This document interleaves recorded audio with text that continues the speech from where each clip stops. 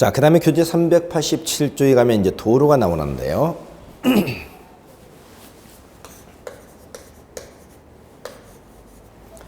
이건 건축법상 도로입니다. 우리가 도로는 실무에서 굉장히 중요해요. 그런데 도로가 여러 가지 도로가 있거든요. 예컨대 우리 국토기획법상 기반시설에서 도로가 나왔습니다. 이때 국토기획법상 도로는 기반시설인 도로라고 그래요. 기반시설인 도로. 두 번째, 오늘 건축법에서 도로가 나오는데 건축법상 도로를 우리가 흔히 소방도로라고 얘기하면 소방도로. 소방도로라는 것은 건축물에 화재가 발생했을 때 화재 진압용으로 이용된다는 뜻이죠. 이런 의미에서 소방도로에서 건축법상 도로가 나오고 있고요. 또 우리가 도로법상 도로도 있고 사도법에 의한 도로가 있고 또 공간정보 구축 및 관리에 관한 법률 종전지적법에 따른 도로도 있고요. 민법상 주변토지 통행권이라든가 지역공간 같은 이런 도로도 있습니다. 그래서 실무에 나면 이 도로가 굉장히 중요한데 오늘 여기서 얘기하는 도로 건축법상 도로라는 점 이것만 좀 기억하시기 바랍니다. 그럼 건축법상 도로는 크게 얘기도 한 세 가지 정도가 있는데 원칙상 도로는 이렇게 표현합니다. 첫째, 도로에 실질적 요건하고 두 번째, 도로에 형식적인 요건을 갖춰야 됩니다.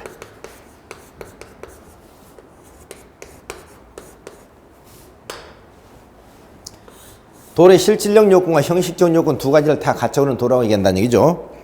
그럼 먼저 실질적 요건은 뭐냐? 실질적 요건은 세 가지인데요. 첫째는 사람과 자동차의 통행이 가능해야 됩니다. 사람과 자동차 통행이 가능할 것. 두 번째, 소요 너비는 4m 이상이어야 됩니다. 이걸 건축법상 도로의 넓이라고 합니다. 건축법상 도로 넓이는 통상 4m 이상이 됩니다. 세 번째, 현재 도로로 사용 중에 있거나 또는 예정된 것이어야 됩니다.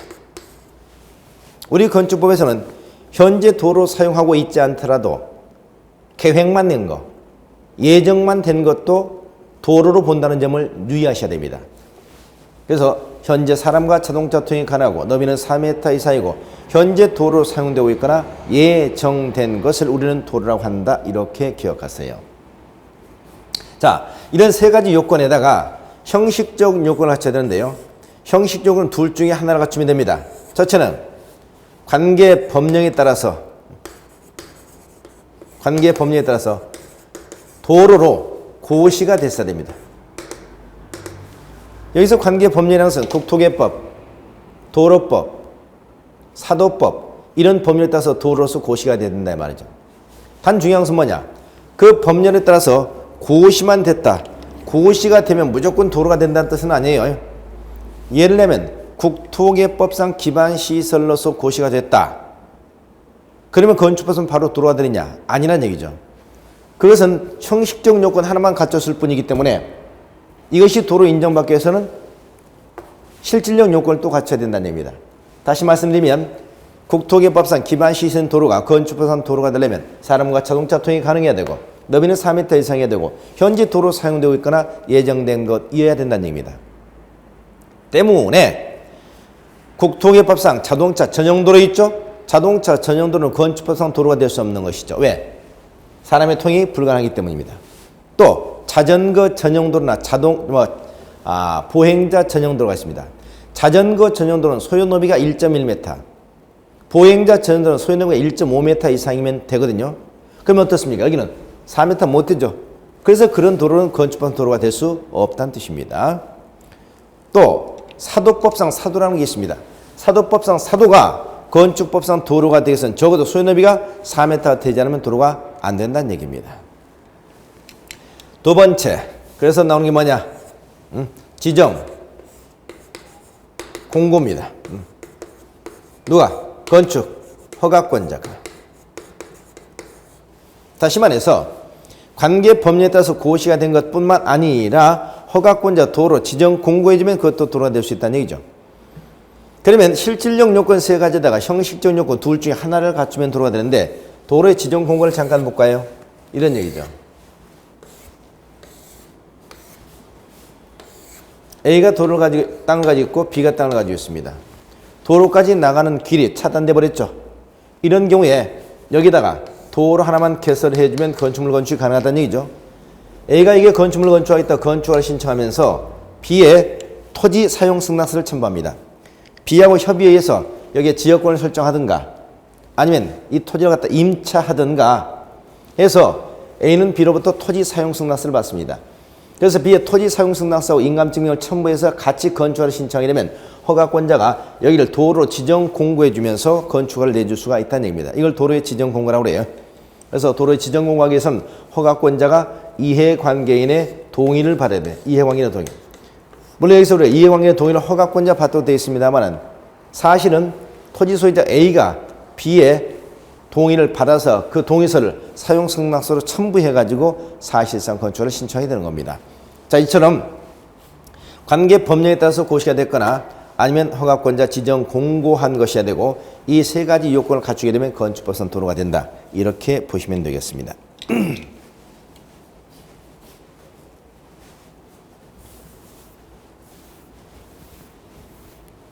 자, 그 다음 2번 대지와 도로와의 관계죠. 대지와 도로는 어떤 관계에 있느냐는 거죠. 어떤 관계에 있느냐. 대지와 도로는 밀접한 관계가 있습니다. 이걸 뭐라고 한다? 접도 의무라고 그러죠. 접도 의무. 접도 의무라는 것은 교재 보니까 건축물의 대지는 2m 이상을 도로에 접해야 된다는 얘기죠.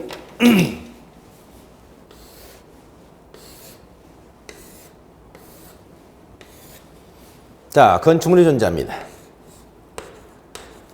이 건축물이 존재하고 있는 대지는 적어도 2m 이상을 도로에 접하고 있어야 된다는 얘기죠. 물론 이때 도로의 넓이는 얼마겠습니까? 아까 최소한 4m 이상이라고 했죠. 그럼 우리는 건축물이 존재하고 있는 대지는 4m 이상 도로에 적어도 2m 이상 접하고 있어야 된다는 얘기입니다. 그래야 화재가 발생했을 때 소방차가 진입을 해서 화재 진압이 가능하다는 뜻입니다. 그러나 이걸 반대석에 보면 건축물이 존재하지 않고 있는 경우는 상관이 없다는 얘기죠. 건축물이 존재하지 않고 있는 경우. 그럼 건축물이 존재하지 않고 있는 경우에는 여기서 도로에 2m 선을 접할 필요가 없겠습니다만 해석해보면 만약 이 대지에 건축물을 건축하려고 하면 대지의 사면 가운데 어느 한 면은 반드시 도로에 2m 선을 접하지 않고 있으면 건축물 건축이 불가능하다는 뜻이 되겠습니다. 대지의 사면 가운데 어느 한 면도 도로에 2m 선을 접하지 않고 있는 이런 토지를 우리는 뭐라고 하죠? 맹지라고 그러죠. 눈멀 맹자를 써서 맹지 이렇게 표현합니다. 그래서 우리가 이 맹지라면 건축물 건축이 불가능하다는 얘기입니다. 그러나 이 전제 조건은 이 도로가 첫째 자동차 전용 도로는 아니어야 됩니다. 전용 도로는 아니어야 돼요. 또 예외가 있습니다. 반드시 2m 선을 접해야 되는 건 아니에요. 처음부터 이 건축물 출입에 지장이 없거나 출입에 지장이 없거나 또는 주변에 공지 즉 뭐죠? 공원이라든가 유원지라든가 광장이라든가 이런 공지가 있으면 이런 공지를 통해서 얼마든지 차량 출입이 가능하겠죠. 이런 경우에는 여기서 2m 선을 접하지 않아도 된다는 점 기억하시기 바랍니다. 자, 이게 이제 예외가 되겠고요. 또 강화 규정이 있습니다. 이 건축물의 연면적이 말이죠. 연면적이 2000 제곱미터. 단 이게 공장이라면 3000 제곱미터 이상인 경우는 이 요건이 강화됩니다. 그래서 이 도로가 6m 이상 도로에 얼마 이상을? 4m 이상을 접하도록 하고 있습니다.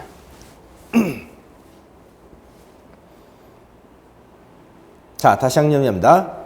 원칙적으로 건축물의 대지는 4m 이상 도로에 2m 이상을 접해야 된다. 이때 그 도로는 자동차 전용 도로는 아니어야 된다. 그러나 건축물 출입에 지장이 없거나 주변에 광장 등의 공지가 있을 때는 꼭 2m 선을 접하지 않아도 된다. 그리고 건축물의 연면적이 2,000, 공장일 때는 3,000제곱미터 이상이라면 이때는 6m 이상도 얼마 이상을? 4m 이상을 접해야 한다. 이렇게 기억하시기 바랍니다.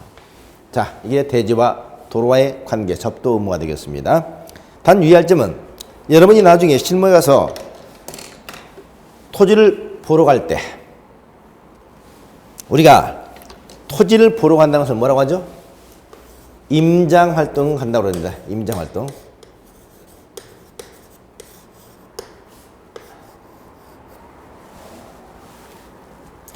자, 임장활동 간다라는 얘기를 하는데요.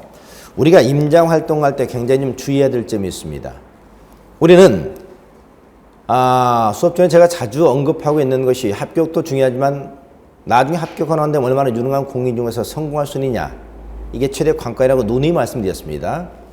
현재까지 합격 인원이 무려 36만 명이라고 그랬어요.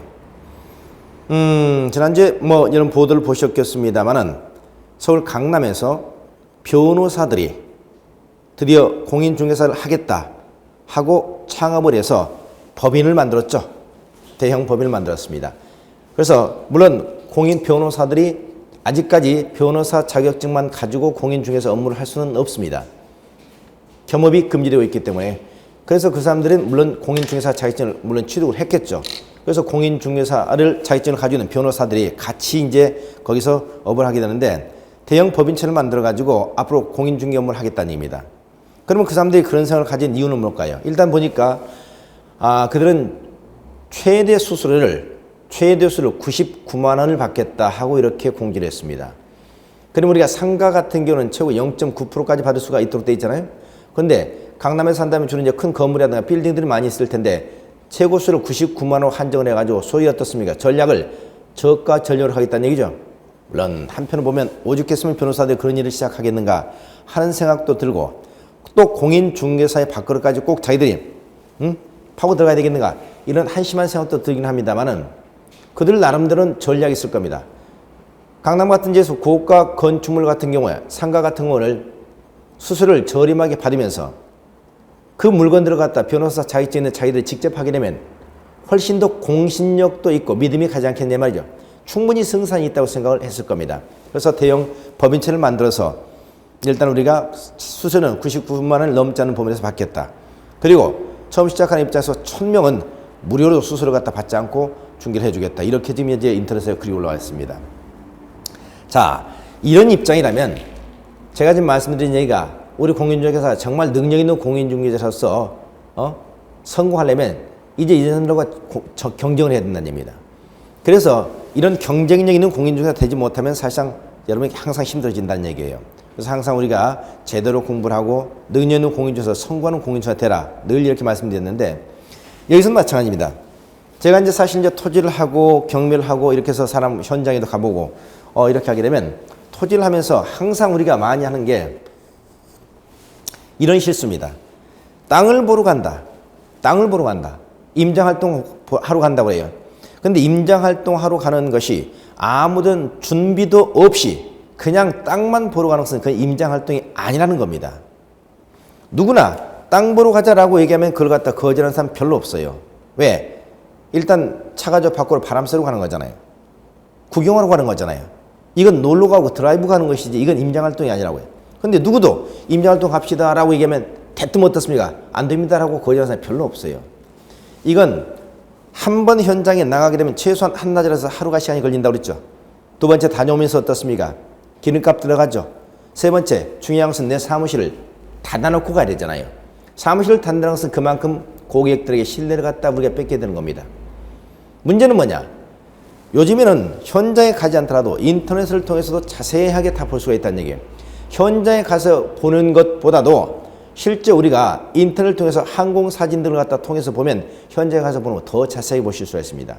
그러니까 이런 것을 서류상 분석을 모두 끝내놓고 다시 말해서 용도지라든가 용도지구라든가 용도구역이라든가 또 앞으로 그 주변의 개발 계획이라든가 또는 투자 가치, 공시지가 모든 것을 확인하고 자기 나름대로 컨설팅 보고서 정도로 하나 작성을 해놓고 이 토지라는 투자 가치를 충분히 파악하고 난 다음에 누군가가 이 땅을 갖다 크로징할 단계가 되면 그런 단계가 되면은 같이 따라서 되지만 그 이제는 함부로 어떤 땅 보러 가게 되면 시간만 낭비하게 되고 그냥 경치 보고 오는 것이지 땅을 보는 게 아니라는 얘기입니다.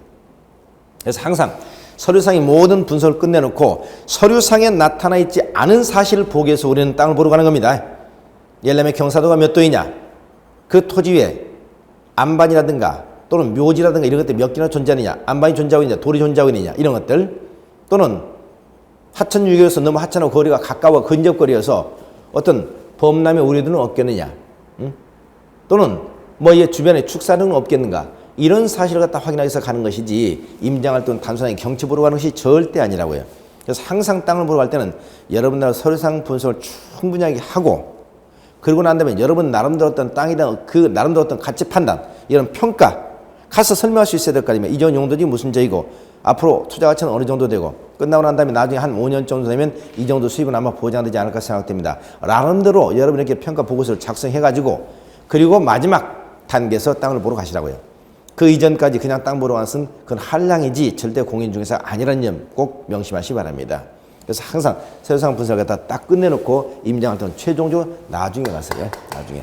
그래야만이 여러분이 제대로 된 중개업자라는 거 꼭 기억하시고, 뭐 그런 식으로 땅을 보러 가가지고는 여러분이 현장을 둘러보러 가는 땅을 가지고는 10건을 해도 단 한 건도 토지를 갖다 계약서를 못 씁니다.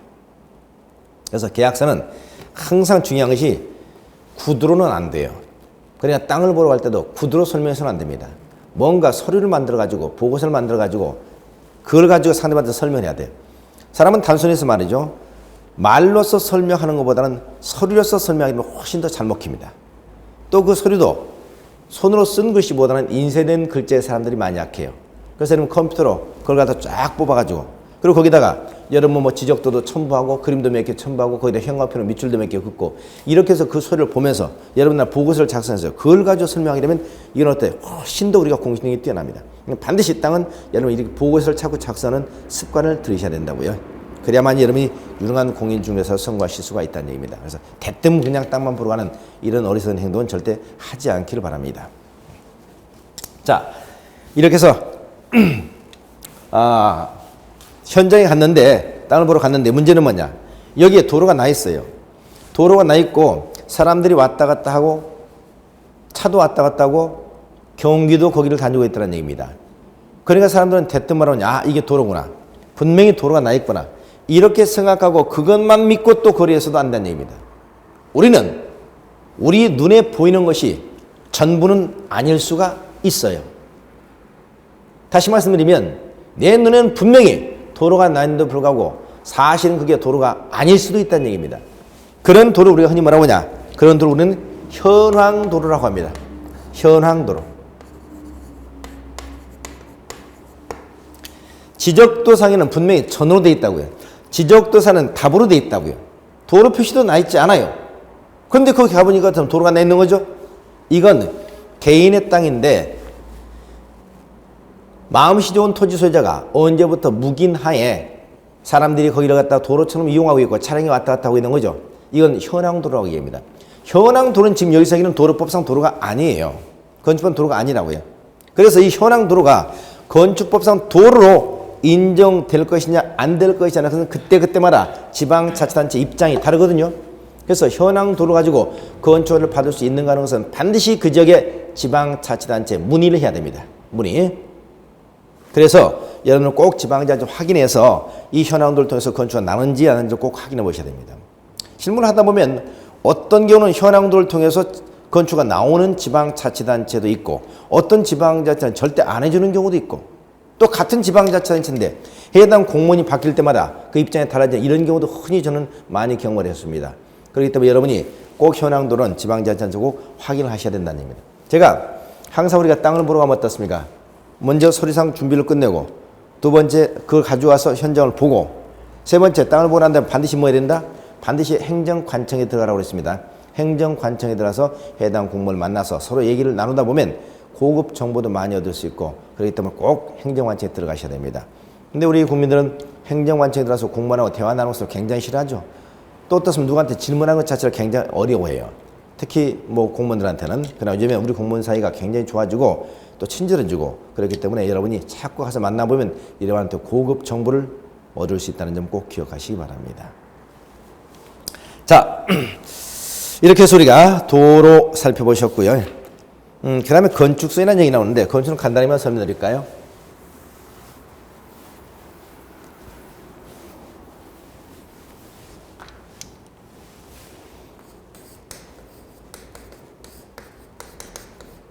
건축성은 한마디로 얘기하면 이건 건축 가능 선을 말합니다. 건축 가능선.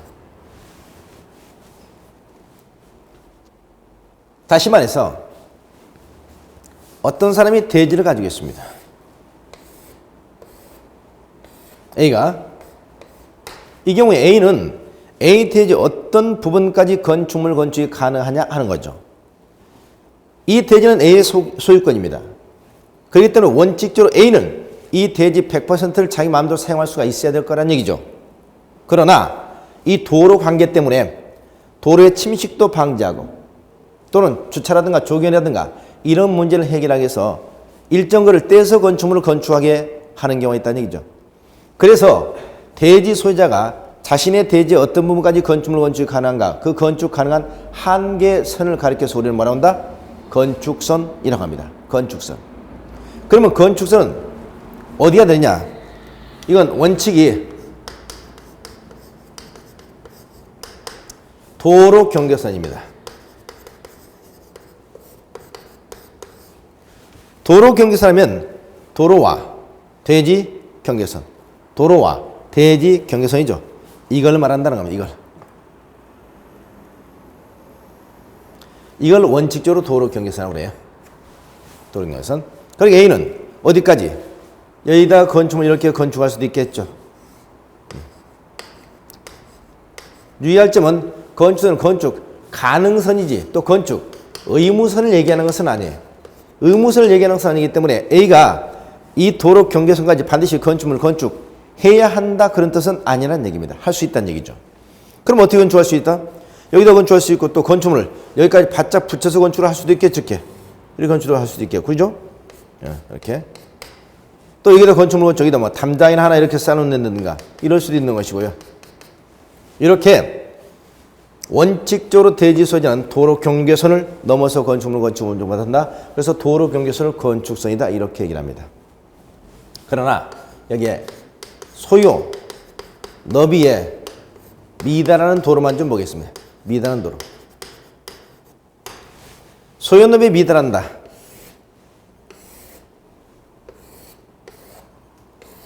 이런 경우죠.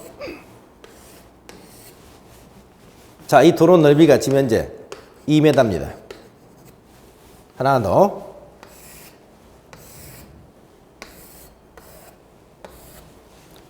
B의 대지, C의 대지, D의 대지가 있습니다. 역시 이 도로 넓이도 2m입니다. 원칙적으로 건축법상 도로의 넓이는 4m 이상은 돼야 된다고 그랬죠. 4m 이상은 되는데 지금 현재 이 도로가 얼마입니까? 2m밖에 안 돼. 그럼 2m밖에 안 되기 때문에 도로 소요 넓이 미달하고 있다고 얘기합니다. 이런 소요 넓이에 미달하고 있는 도로에서 건축선은 어디가 되냐 말이지. 이렇게 소요 넓이에 미달하고 있고 도로 반대쪽에도 대지가 오는 경우죠. 이런 경우는 결국 도로 소요 너비만큼을 확보해 줘야 되지 않겠습니까? 그래서 도로 소요 너비 4m를 확보해 주기 위해서 어떻게 하느냐. 양쪽 대지 소유자들이 1m씩을 뒤로 후퇴해서 건축하면 되겠네요. 그럼 양쪽 대지 소유자들이 1m씩을 양보하게 되면 도로 넓이 2m에다가 그 다음에 후퇴된 2m 플러스해서 4m 되는 거죠. 그러면 이걸 뭐라고 표현하냐. 도로 중심선으로부터 도로 소요 너비의 2분의 1. 도로 소요 너비는 4m, 4m 2분의 1 그러면 2m입니다. 이쪽으로 2m. 또 이쪽으로 2m. 이걸 각각 후퇴한 선이 되는 겁니다. 각각 후퇴한 선. 그러면 여기서 여기까지가 다시 1m가 들어온 것이고 여기도 1m가 들어온 것이죠. 그래서 결국 도로 소림이 4m 확보가 되는 겁니다. 자, 이걸 건축선이라고 얘기합니다. 그래서 건축선은 원칙적으로 도로 경계선인데 단 도로 소림이 미달하고 있다. 그럼 도로 중심선으로부터 도로 소요 너비의 2분의 1을 각각 양쪽으로 후퇴한 선, 이게 건축이 된다. 이렇게 보시면 되겠습니다. 그러나 이 경우는 도로 소유념이 미달하고 있고 반대쪽에 뭐가 있냐? 반대쪽에 하천이라든가 하천 또는 무슨 뭐 철도부지라든가 철도부지 뭐 이런 것들이 존재하는 겁니다. 이렇게 하천, 철도부지, 경사지 이런 게 있으면 이쪽으로 후퇴하고 싶어도 이쪽으로 후퇴 못 시키겠죠. 이런 경우는 이쪽으로 후퇴될 것까지 이쪽으로 후퇴를 시켜버립니다. 그래서 도로 소유념에 미달하고 있고 도로 반대쪽에 하천, 철도부지, 경사지가 있을 때는 하천, 철도부지, 경사지가 있는 도로 경계선에서부터 도로 소요 너비만큼을 반대쪽으로 수평 이동한 선입니다. 그래서 이게 건축선이 됩니다. 그럼 이쪽으로 2m가 더 들어왔다는 얘기죠. 2m가. 그래서 2m에서 건축되는 겁니다. 자, 쉽게 말하면 건축주는 원래 자신의 대지 어디까지 건축물을 건축할 수 있다? 경계선까지. 도로 경계선까지 건축물을 건축할 수 있다고요. 근데 도로 소요 너비가 미달하고 있다고요. 그리고 양쪽에 대지가 있다고요. 그럼 양쪽 대지 소유자들이 일정 거리를 후퇴해서 도로 소요 너비만큼을 만들어주고 건축물을 건축해야 된다는 얘기입니다. 그러나 반대쪽에 도로가 대지가 없다. 대지가 없으면 어떻습니까? 그쪽으로 후퇴될 부분까지 반대쪽으로 한쪽 대지 소유자가 손해를 보게 된다. 이렇게 보시면 되겠습니다. 그러면 여기서 우리가 건축물을 건축할 수 없다는 의미가 이 땅을 소유권을 뺏긴다는 얘기는 안 해요. 소유권은 여전히 누구에게? B에게 있고 소유권은 여전히 C에게 있습니다. 다만 여기다 건축물 건축하지 못하는 공법상의 제한을 받게 된다는 얘기지 이 부분은 소유권이 뺏긴다 이런 얘기는 절대 아니라고요. 그러면 이런 점을 우리가 나중에 실무상에 이용을 해보면 이런 땅을 여러분이 만약에 서울에 강남 같은 데서 이 땅을 갖다 산다고 합시다. 여기가 10m였고요. 여기가 10m였고요. 대지 면적이 얼마냐? 대지 면적이 100제곱미터였습니다. 100제곱미터. 그래서 대지 면적 100제곱미터. 이걸 실제 어떻습니까? 강남에서 엄청난 돈을 주고 산다고 해요. 그런데 나중에 이 부분만큼을 사용을 못 하잖아요. 그러면 여기가 1, 여기가 10이니까 10제곱미터 빠지게 되네. 10제곱미터. 그렇죠? 그러면 실제 100제곱미터 가운데 10제곱미터가 사용할 수 없는 땅이 되어버리지 않습니까? 그런데도 불구하고 아무런 가격의 조정이 없이 상대방이 달라는 대로 돈을 다 주고 산다면 피해를 보게 된다는 얘기입니다. 이런 경우에 여러분은 이 땅만 보지 말고 앞에 접하고 있는 도로 넓이가 얼마인가 이것까지 확인해 보고 도로가 소유념이 미달하고 있으면 이만큼을 내가 후퇴해서 건축해야 되고 후퇴는 만큼 나는 거기다 사유재산권이 제한다는 사실을 알고 있어야 됩니다. 그래서 여러분은 상대방한테 이런 경우에 상대방의 가격 조정을 갖다 제시해야 되겠죠. 나는 이 부분까지 건축을 건축할 수가 없다. 그래서 이 부분은 사실상 피해를 보기 때문에 가격에 대한 조정을 좀 해달라. 이렇게 얘기에 합리적인 방안이 되지 않겠냐 말이에요. 그냥 대부분 사람들은 어때요? 이 땅만 바라보지 이 도로 넓이는 바라보지도 않고 또 이게 건축 어디가 되는지 이걸 전혀 생각을 못한단 말이에요. 건축선을 생각을 못해 땅을 살 때는. 그래서 땅을 살 때는 나중에 건축물을 건축 건축선이 어떻게 되는 것까지 고려해서 땅을 사야만이 제대로 전문가 되는 것이고 손해보지 않고 땅을 사는 것이라는 얘기입니다. 자, 이 부분 좀 잘 기억하시기 바랍니다. 여기 같은 경우는 사실 2m를 손해보잖아요. 2m로 그러죠. 그래서 건축선 이 정도 기억을 해 두시기 바랍니다.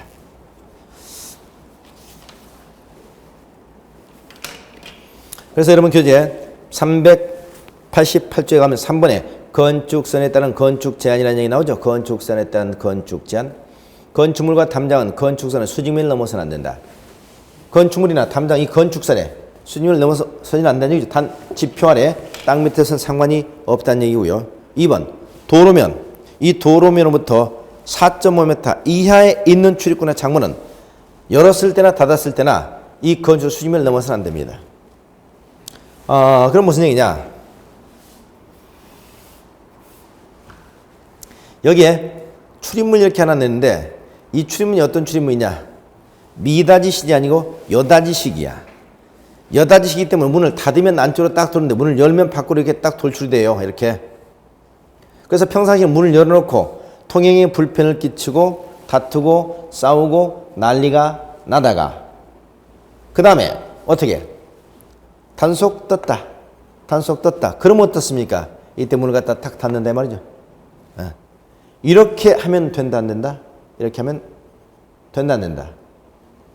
안 된다라고 대답을 하시고 싶을 겁니다. 그러나 꼭 안 되는 건 아닙니다. 이 출입문이나 창문이 도로면부터 4.5m 이하에 있을 때는 안 돼요. 반대로 하면 도로면부터 4.5m를 초과하는 높이에 있는 출입구나 창문은 열었을 때, 닫았을 때 이 건축 수익면을 넘어도 상관이 없다 이 말이지. 높이 4.5m 이하에 있는 출입구나 창문만 안 된다고요. 그러면 4.5m 기준은 뭐냐?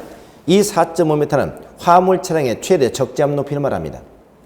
우리나라에서 화물 차량이 짐을 싣고 지나가면서 최대 적재를 4.5m를 초과하지 못하도록 하고 있습니다. 어딜 지나가다 보면 돌다리 뭡니까? 굴다리가 나타나요. 차를 가지고 쭉 진입하다 보면 거기에 빨간 것으로 앞에 4.5라는 글씨가 가끔 보게 될 겁니다. 지금까지는 무심코 지나갔지만 앞으로 보면 반가울 겁니다. 이게 소위 화물 차량의 최대 적재함 높이입니다. 그러니까 도로상에서 화물 차량이 짐을 싣고 지나가도 걸리지 않을 정도만 되면 상관이 없다는 얘기 아닙니까? 이게 우리가 4.5m 기준입니다. 자, 그래서 건축선이 정해지면 건축선에서 두 가지 건축제한을 받는다. 첫 번째, 건축물과 담장은 건축선의 수직면을 넘지 마라. 두 번째, 4.5m 이하에 있는 출입구나 창문은 열고 닫았을 때 건축선의 수직면을 넘는 구조를 할 수 없다. 이렇게 기억하시면 되겠습니다. 자, 이게 건축선이 되겠네요. 자, 그 다음에 여러분 교재 390조에 가면 지역지관의 건축물 나오는데 여기서는 오늘 거기 건폐율, 용적률을 그 다음에 대지면적, 건축면적, 바닥면적, 연면적, 층수 나오죠. 자, 이 개념들만 좀 정리하겠습니다. 뭐 건폐율, 용적률 우리가 앞에서 국토개법에서 다뤘어요. 단 여기서 하나만 더 보면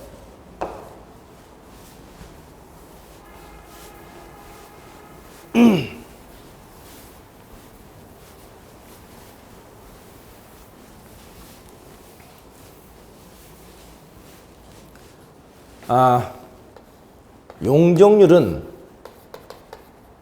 지난번에 우리가 이렇게 말씀드렸죠. 용적률은 대지 면적분의 연면적이라고 그랬습니다.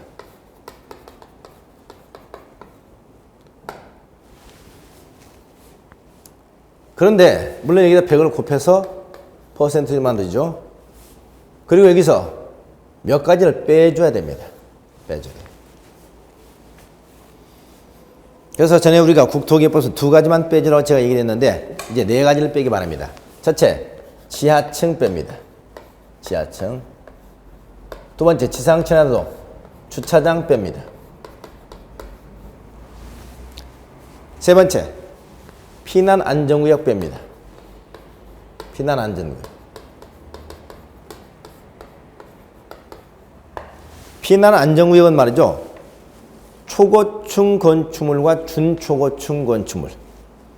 초고층 건축물 50층 이상, 준초고층 건축물. 이건 우리가 30층 이상, 50층 미만 얘기합니다. 그럼 우리가 고층 건축물 하면 30층 이상을 고층 건축물이라고 그러거든요. 그러면 30층 이상 고층 건축물 중에서 50층 이상이면 초고층 건축물, 30층 이상, 50층 미만이면 준초고층 건축물이라고 그래요. 이런 초고층 건축물과 준초고층 건축물은 중간중간에 화재가 발생했을 때 대피할 수 있는 피난 안전구역을 설치하도록 되어 있습니다. 이 피난 안전구역은 제시켜준다는 얘기죠. 또 대피 공간. 이건 뭐냐? 우리는 건물의 층수가 말이죠. 건물의 층수가 11층. 11층 이상이면 건축물의 옥상에 이걸 갖다 설치하도록 되어 있습니다. 이게 뭐죠? 헬리포트입니다. 헬기에 앉아서 헬리포트. 그래서 헬기에 앉아서 헬리포트를 설치하도록 되어 있는데 만약에 이 지붕이 평지붕이 아니고 경사진 지붕이에요. 경사진 지붕 같은 헬기가 앉을 수 없겠죠. 이런 경우 경사진 지붕 바로 아래, 경사진 지붕 바로 아래에 뭘 설치하도록 되어 있다? 거기는 별도의 대피 공간을 설치하도록 되어 있습니다. 대피 공간. 자, 그래서 앞으로 이 대피 공간을 갖다 똑같이 빼준다는 얘기입니다. 그러니까 우리는 11층 이상 건축물 화재가 발생하면 항상 여러분 옥상으로 대피를 하셔야 되겠죠. 옥상으로 가게 되면 거기서 뭐가 대기하고 있다? 헬기가 대기하고 있기 때문에 평생 안 타보던 헬기도 한번 타볼 수 있다는 얘기죠. 그래서 옥상에 가셔서 헬기를 타시든가 아니면 경사진 지붕이어서 헬기가 앉을 수 없으면 옥상 바로 밑에 대표공간을 따로 설치하도록 되어 있다는 점 염두에 두시고 그쪽으로 대피를 하시기 바랍니다. 자, 그래서 용적률은 대지 면적분의 연면적인데 연면적 크게 네 가지가 줘야 된다. 지하철, 주차장, 피난안전구역, 대표공간 이렇게 기억하시고 곱하기 100을 해주면 된다는 거 기억하시기 바랍니다. 자, 그 다음은 거기 우리가 대지 면적이라는 얘기 나오죠. 대지 면적.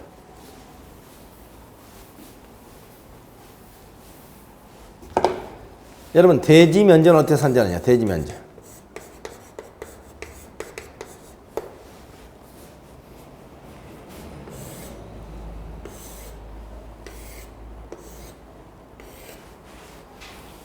이런 갑의 대지가 있습니다. 갑의 대지가 있는데 대지가 이렇게 높낮이가 있어요. 그럼 대지 면적 계산을 해요. 왜 대지 면적 필요? 이게 또 필요하죠. 용률 계산할 때 또는 건폐율 계산할 때 이 대지 면적을 알아야 되지 않습니까? 그럼 이 대지 면적을 어떻게 계산할 것이냐는 것이죠. 대지는 높낮이가 있어요. 굴곡, 업다운이 있다고요. 이런 경우에 우리는 대지 면적을 계산할 때는 이 높낮이를 갖다 무시해야 됩니다.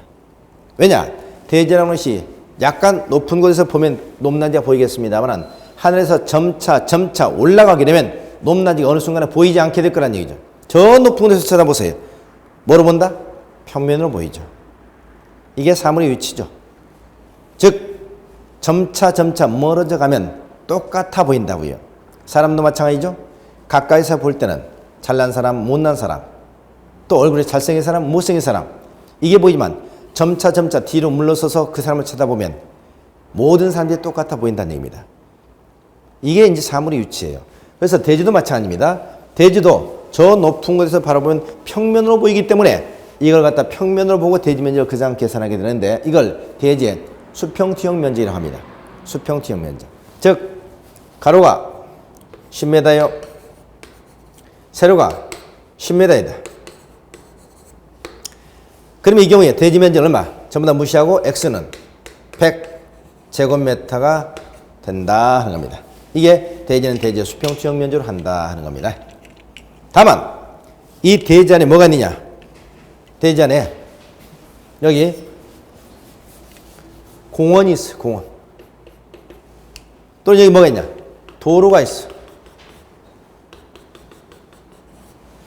그럼 이 공원이나 도로는 도시군계획 시설이죠. 이 도시군계획 시설 부분은 대지면적 산지에서 제외시켜준다는 점 기억하세요. 제외시켜준다. 또 아까 여기 보세요. 여기 소요노에 미달해가지고 건축선이 따로 지정됐죠. 이 부분. 또 어떤 부분? 이 부분. 이런 부분을 도로 경계선에서 건축선까지 대지부분이라고 그래요. 도로 경계선에서 건축선까지 대지부분. 이 부분은 대지면적 산정 시 제외시켜줍니다. 대지면적 산정 시 제외시켜준다. 그러면 대지면적 산정에서 이것만 기합니다. 대지면적은 원칙적으로 도로, 대지의 수평투영 면적으로 한다. 그러나 대지 안에 도로라든가 공원 등의 도시군계 시설 부분이 있으면 그 부분 대지면적에서 제외시켜주고 또 소요됨에 미달에서 후퇴해서 건축선을 지정한 경우 그때 도로 경계선에서부터 건축선까지 대지 부분은 대지면적 산지에서 제외시켜준다. 이렇게 기억하시면 되겠습니다. 그 다음 나오는 우리가 건축면적, 바닥면적, 연면적, 촉수 나오죠.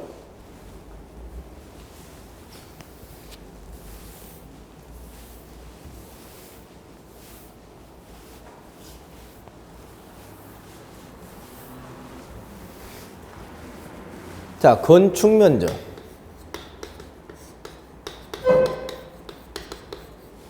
그 다음에 바닥면적. 연면적. 이런 건축은 꼭 기억해야 될 용어들이죠. 간단히 건축면적은 건축 물의 면적이야. 바닥면적은 바닥의 면적이야. 연면적은 바닥 면적의 합계를 말하는 거야. 합계. 그렇죠? 이렇게 얘기하세요. 건축면적은 건축물의 면적, 바닥면적은 바닥 면적, 연면적은 바닥 면적 합계. 그럼 건축 면적은 뭡니까? 건축 면적. 어떤 건물이 있다고 합시다. 이렇게 이런 건물이 이런 건물이 있어요. 연받는 건물이. 이 옥상입니다. 그러면 이 건물은 직사각형 건물인데 이 건물이 대지 내에서 차지하는 공간의 면적을 건축물의 면적이라고 해요. 대지 내에서 이 건물이 차지하고 있는 공간의 면적. 그 건축물 자체 면적이죠. 그렇기 때문에 이 건축물의 면적은 항상 어디를 기준하느냐? 건축물의 가장 바깥쪽 외벽. 저희 이제 외벽이죠. 내벽입니다. 그러면 바깥쪽 외벽이 있겠죠. 그 외벽의 안쪽도 아니고 바깥쪽은 가상의 중심선. 가상의 중심선을 따라서 하늘에서 쳐다본 면적입니다. 이렇게.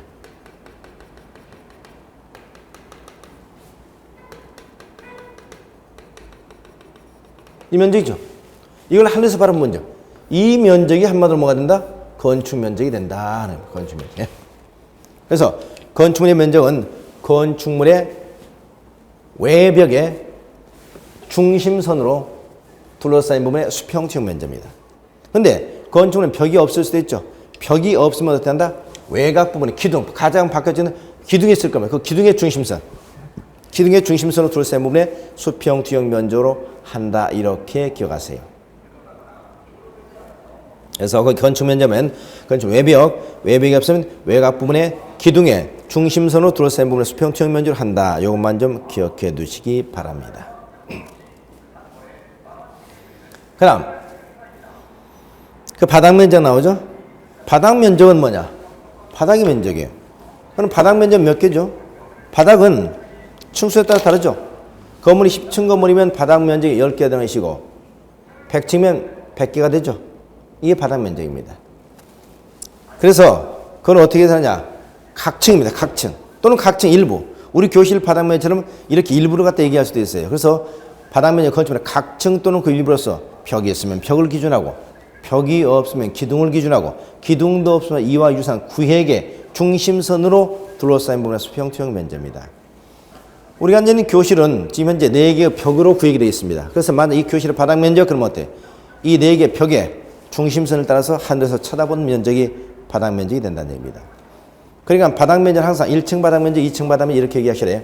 건물이 직각으로 반듯하게 올라갔으면 바닥 면적이 모두 동일하게 있으나 건물이 피라미드식으로 이렇게 올라갔다. 그러면 1층은 100, 2층은 80, 3층은 70 점차 이제 좁아질 수 있다는 거죠. 그래서 바닥 면적이 할 때 항상 어떤 바닥 면적을 꼭 언급해 주셔야 됩니다. 저 건물의 바닥 면적의 표는 맞지 않겠죠? 저 건물 1층 바닥 면적, 2층 바닥 면적 이렇게 표현하셔야 됩니다. 이때 이 건물의 바닥 면적을 전부 다 합한 걸 뭐라고 한다? 연면적이라고 그래요. 연면적. 단 여기서 연면적은 건물의 각층 바닥 면적 합계를 얘기하는데 여기는 원래 지하층을 포함하는 개념입니다. 지하층을 포함하는 지하층을 포함한 각층 바닥 면적 합계예요. 다만 아까 용적률 산정할 때는 지하층을 빼준다고 그랬죠? 용적률 산정할 때는 자 그래서 앞으로 건축 면적은 건축물의 면적, 건축물 외벽 또는 외곽 부분의 기둥의 중심선 둘러싸인 부분의 수평투영 면적, 바닥 면적은 건축물의 각층 또는 일부로서 벽, 기둥, 이와 유사한 구획의 중심선으로 둘러싸인 부분의 수평투영 면적입니다.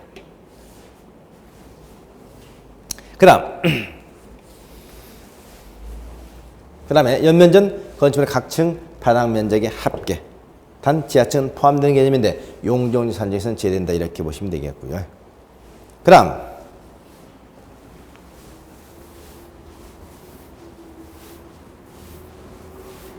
건물의 층수를 보겠습니다. 층수. 전체 건물의 층수를 계산할 때는 지하층은 항상 뺀다고 그랬지 아까? 지하층 건물의 층수를 산입하지 않습니다. 두 번째, 건물에 층 구분이 안 되어 있는 건축물이 있습니다. 예를 들면 서울의 남산타워, 중국의 동방명주 이런 건축물들은 층 구분이 명확하게 되어 있지 않아요. 그러면 저것을 몇 층 건물로 봐야 될 것이냐 이런 우리가 궁금증을 낳게 하죠. 이런 경우엔 층 구분이 안 되어 있는 건축물은 한 층을 몇 메타로? 한 층을 4m, 4m를 한 개 층으로 본다는 점 기억하세요. 그러나 착각하지 마세요. 우리나라는 건물의 한 층 높이가 4m다. 그런 뜻 아닙니다. 우리나라는 건물의 층고를 한 층을 몇 메타로 건축하는 규정은 없어요. 그렇기 때문에 층고는 건물마다 다 다를 수 있습니다. 어떤 건물은 층고가 3m, 어떤 건물은 층고가 4m. 그래서 우리는 흔히 그 건물이 층수가 많다는 것이 건물의 높이가 높다는 것을 반드시 의미하지는 않는다 기억하세요. 즉 50층 건물이 40층 건축물보다 반드시 높다라고 얘기할 수 없다고요. 왜냐? 50층 건물은 한 층 건물의 층고를 3m로 건축했습니다. 그럼 5, 35, 150m죠. 40층 건물은 한 층 높이를 4m라 했으면 4, 40면 160m 되잖아요. 그럼 40층 건물이 30층 건축물보다 더 높을 수 있다는 얘기입니다. 50층 건축물보다. 자, 여기 하시고. 그 다음에 거기 보니까 건물이 2번 보시죠. 건물의 부분에 따라서 층수를 달리하는 건 그중 가장 많은 층수를 건물의 층수로 본다고 그랬죠. 건물이 앞에서 보면 10층, 옆에서 보면 11층, 뒤에서 보니까 12층이더라. 이렇게 건물의 층수가 각각 다른 경우가 있습니다. 이런 경우는 가장 많은 층수를 그 건물의 층수로 본다고요. 가장 많은 층수를 가장 높은 층수로 착각하지 마세요. 이 건물을 12층 건물로 본다가 아니라 이 건물이 11층이 가장 많으면 11층, 12층이 가장 많으면 12층으로 보고 10층이 가장 많으면 10층 건물로 한다는 겁니다. 그래서 건물의 부분에 따라서 층수를 달리하는 게 가장 많은 층수를 그 건물의 층수로 본다 기억하세요. 자, 이렇게 해서 대지 면적, 그 다음에 건축 면적, 바닥 면적, 연면적, 건물의 층수, 또 용적률 산정 방법, 이 정도는 잘 좀 기억해 두셔야 되겠네요. 자, 건축법은 이 정도 진행하도록 하겠습니다. 건축법은 건축 높이 제한이라든가 뒤에 뭐 건축은 분쟁위원회 뭐 이런 건 전혀 의미가 없어요. 분쟁위원회 같은 건 뭐 사실 우리 시험하고 거의 관계없고 이행강제금은 위반 건축에 대한 조치에서 별도로 다뤄야 되기 때문에 우선 오늘 기본적인 용어 정의, 또 이행강제는 국토개혁법에서 한번 이행강제라는 용어 한번 나왔었죠. 그때 한번 설명드렸기 때문에 이행강제 뭔가 하는 정도만 기억을 해두시고 진행하시겠습니다. 자, 여기까지 해서 건축법을 마무리 짓도록 하고, 자, 다음 주에는 주택법을 정리하도록 하겠습니다. 자, 그럼 오늘 강의는 여기서 마치겠습니다. 자, 수고하셨습니다.